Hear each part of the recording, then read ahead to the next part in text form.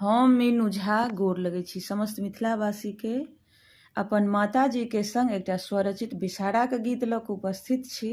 कोशिश करै छी अपने लोकनि के नीक लागै। धन्यवाद। जय मिथिला, जय मैथिली। देखैते जाया बेसहरे आते सो कुमारे,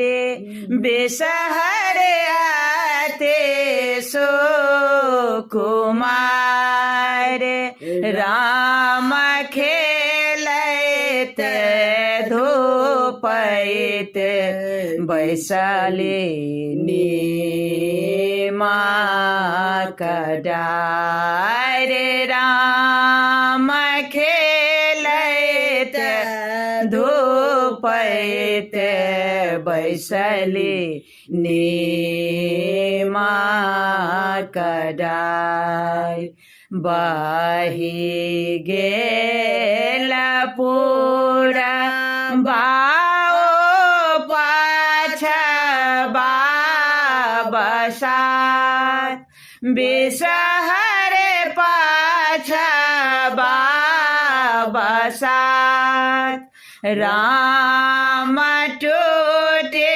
गेला नीमक डरिया, खसले मोर झाय, राम टूटे गेला नीमक डरिया, खसले बेसहरे दाय, घोरबा चढ़ाल एलखिन भैरव भाय, बेसहरे भैरव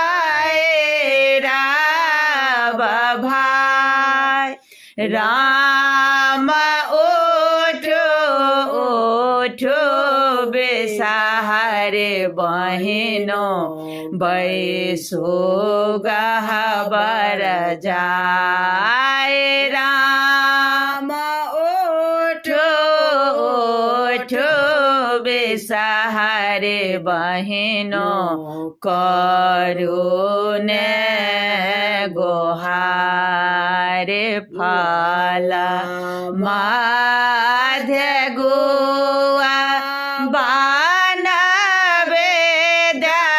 माध्यपन, बेसहर नवेद माध्यपन, राम देवे माध्यजाया, बेसहरे बसहाय, राम देवे माध्य पाँचो बहिनो, दोसर नाही आन।